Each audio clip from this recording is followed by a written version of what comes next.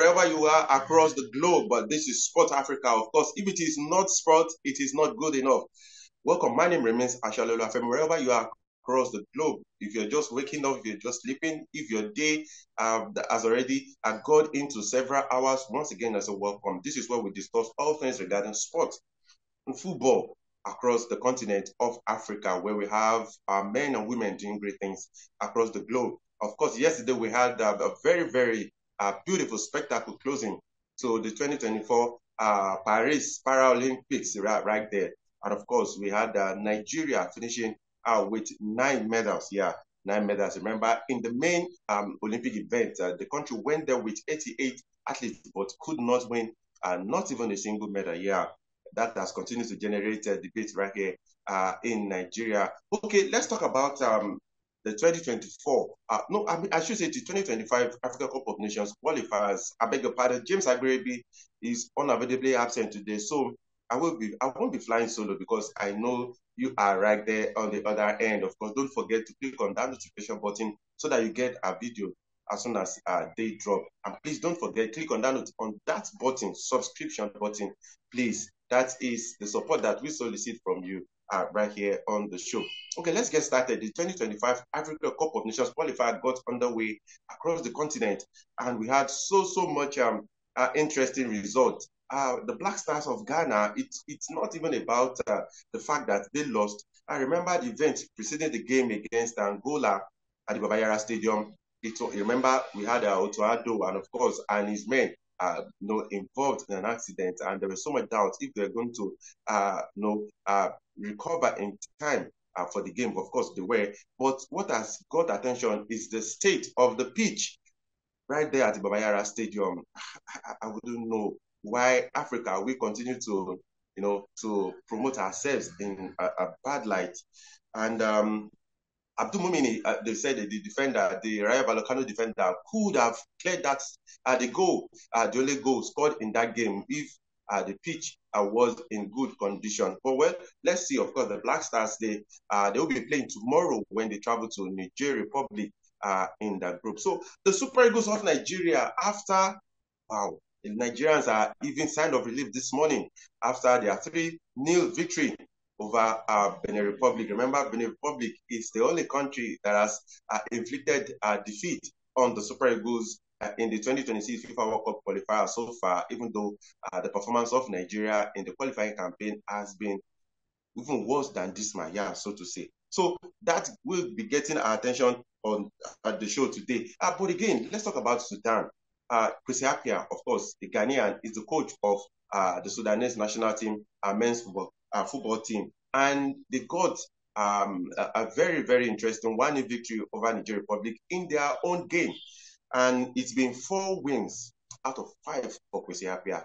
This is someone that the Black Stars could have, with all the words of experience, exposure and all that. He's been in charge of the Black Stars. He has 2 stints with the Black Stars, but he's doing very well with the Black Stars. If you followed the game between Ghana and Angola, there was a lot of backlash. There was a lot of comments from Ghanaians, very negative comments about the national team, about the state of the pitch. And when you now have someone who is son of the soil, who is doing well with Sudan in far away, that leaves a lot to be desired. So, and don't forget that Sudan and Ghana, I remember some weeks ago when the GFA, the Ghana Football Association, actually wrote to CAF about the game between Ghana, I should say, Ghana and Sudan, saying that because Kwesi Appiah has an interest, on both sides. He's a Ghanaian and is the current coach of the Sudanese national team. And of course, they will be meeting Ghana very shortly in the AFCON qualifier. Very interesting times right there. So, of course, let's see what Ghana will do against Niger Republic as they play today. So, like I said, for Kwesi Appiah, it's been very interesting. And Sudan, they are in the same group with Senegal in the 2020 FIFA World Cup qualifiers. And they are topping that group. Yeah, Sudan, they are topping. This is a country that is even currently facing a civil war, so to say. But in terms of football, they are getting a result right there. So let's really give you some of the results of the 2025 Africa Cup of Nations.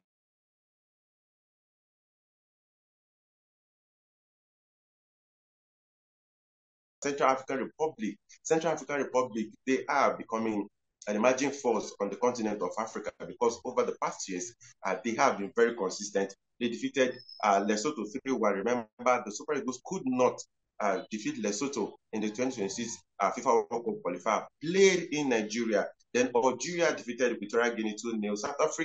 South Africa, I saw that goal.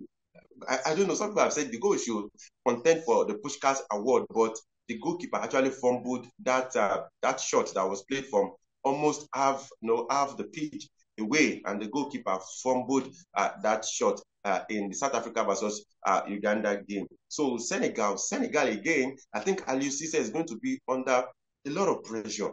Remember, after the AFCON, there were debate that he should be given just a 1-year contract extension, and they will see how he's going to perform within that time. And they were forced to a 1-1 draw at home by Burkina Faso. Some may argue that Burkina Faso, they are also not a pushover as far as football is concerned on the continent of Africa. Then we have Morocco. They defeated Gabon 4-1. They do not need to even qualify to play because, of course, they will be hosting the next AFCON. And then we have Ivory Coast defeating Zambia 2-0. I think the way it is going for Avram Grant, the coach of the Chipolo Polo, very soon, maybe the Zambia Football Association might be forced to just, slide the hammer on the Israeli because with all the years of experience, I think Abraham Grant has actually not been able to do something tangible with the Chipolopolo. They lost 2-0 in Ivory Coast, and Cameroon, 1-0 over Namibia, despite all the negative developments surrounding football in Cameroon. They continue to grind out results, and that goal was scored by Vincent Abubakar, who has continued to establish himself as one of the most fearsome strikers on the continent, even at his age. Then you have, of course, Nigeria 3-0 over Benin Republic in Uyo. And the question that has been raised regarding that game is that if Augustin Gabon should just continue on a permanent basis. Remember, is the technical director of the Nigeria Football Federation, and so he is holding this job at the moment on a temporary basis. Tomorrow, on Tuesday, he will be leading the Super Eagles to Rwanda, and that is going to be very interesting because Thorsten Spittler, the coach of the Amavubi, is German. So I think that is actually going to be a test of how good Augustin Igavon. So a lot of people are getting their fingers crossed. He has said that the objective is to win the 2 games in the AFCON qualifiers. The first 2 games that is going to be in charge, while the NFF continue their search for a foreign manager. So if Igavon or the Eagles do well under Igavon, who knows? He's currently in the first stint, so he might just be given the job to continue until while the NFF continue to delay their search for a foreign manager. Remember their unprofessional handling of Bruno Labbadia, the German, who eventually had to pull out of that deal because of, like I said, the unprofessional handling of that contract by the Nigeria Football Federation. So that is what's actually going on the continent of Africa. Then, of course, let's talk about the fixtures for today. For the AFCON qualifiers, we have games going down today. Yeah, we have Burundi. They'll be hosting Senegal. Aliou Cisse will actually be looking to redeem himself because a 1-1 last weekend we say wouldn't be good enough for a former African champion. Then you have a Nigeria Republic. They'll be hosting Ghana. That is going to be very tricky for the Black Stars. Remember, last they lost at home. So Otuado and his men will not want to lose this one. They cannot even afford to do because that's going to put more pressure on the Black Stars. Then we have Equatorial Guinea versus Togo. Then we have Lesotho versus Morocco. And then, of course, Angola versus Sudan. That is going to be very, very interesting. Remember, Angola defeated the Black Stars. And, of course, Sudan defeated the Republic 1-0. So let's see what happens. If Sudan, under Kwesi Appiah, will be able to maintain their impressive run. Then for games that will be coming up on Tuesday, we have Rwanda. Like I told you, they'll be hosting Nigeria. There will be a lot of, and the interesting thing about this is that Nigeria, Rwanda, and of course Benin Republic, they're also in the same group for the 2026 FIFA World Cup qualifier. So these 3 teams, they are going to meet how many times between now and even next year, early next year, when perhaps the World Cup qualifiers will be wrap up. No, I mean late next year, yeah, 2025, when the World Cup qualifier will wrap up. So it's going to be very interesting. Then you have South Sudan. They will be hosting South Africa. Remember, South Africa in that the game against Uganda, they also need to try to redeem some stuff there. Then you have Botswana. They will be hosting Egypt. Then Gabon versus Central Africa Republic. Zimbabwe. They will be hosting Cameroon. Then you have Benin Republic. Of course, they'll be hosting Libya and Chad. They'll be hosting African champions, Ivory Coast. Now, let's talk about the ongoing FIFA Under-20 Women's World Cup in Venezuela. Of course, Nigeria, they've qualified for the round of 16, but sadly, of course, the Black Princesses, they couldn't qualify even before their final group game because of course, Argentina's victory over Costa Rica meant that the Black Princesses, I should say, apologies, the Black Princesses would not be making it to the knockout phase of the competition. That is quite sad. But hopefully, yeah, I saw a lot of comments from Ghanaians saying that the Black Princesses actually need a female coach. I do not really think that that is because, of course, Nigeria have a male coach. So I do not really think that that is, maybe people are they are judging the situation by Nora Hopto, who is the coach of the the Black Queens, doing great things with the Black Queens. Maybe that is the parameter at which some people are actually judging it, but I don't think it should be. So sadly, the Black Princesses will have to return home while Nigeria continue their quest in the next round of the 2024 FIFA Under-20 Women's World Cup in Venezuela. So, of course, we wish all the countries all the best. Of course, all eyes will be on Nigeria, how they do, how well they perform against Rwanda.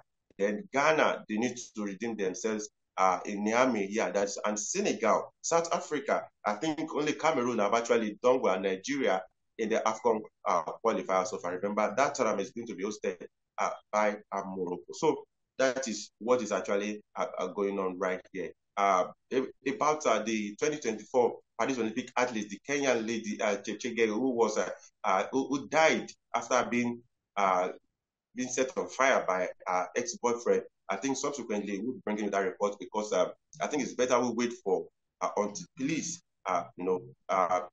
confirm their investigation. And the family is actually raising the alarm that the so-called ex-boyfriend, is on the run and might likely even escape beyond the reach of the police. But let's see, she has been committed to Mother Earth now, but the family is screaming justice. We hope that this is going to end because after our incident, there's been a lot of revelations regarding Kenyan athletes who have had to, all their life savings, all their life earnings were in the name of the boyfriend, their boyfriends, the husbands, and all that. Someone even went as far as saying that he knows some even world champions, who cannot even have access to funds to their properties because it's being registered, or the husband or the boyfriend has a control over it. I think such situations should not even come up at all. These individuals are professionals, and I think things should be done in professional manner. We wish our family all the best as they continue to grieve in this period. And of course, our children, she left a very, very young children. We wish that God will grant them the fortitude to bear this avoidable loss. Okay, this is where we'll be drawing the curtain on today's episode of Sport Africa. Apologies once again. James Agberebi couldn't join us. He will have shared his thoughts and analysis with us on the show today regarding Nigeria and, of course, what's happening in Ghana as well as in South Africa. But next week, by the time we'll come around to to review some of the score lines in the upcoming 2025 AFCON qualifiers, James Agberebi will be around. So it will be much more of a full house. Thank you so much for all your support. Thank you. Please don't forget to subscribe to our channel. Thank you. Click on that notification button as well so that you get the video as soon as they drop. We'll see you next time. I remain Ashaolu Afemi. Have a fruitful week ahead. Bye for now.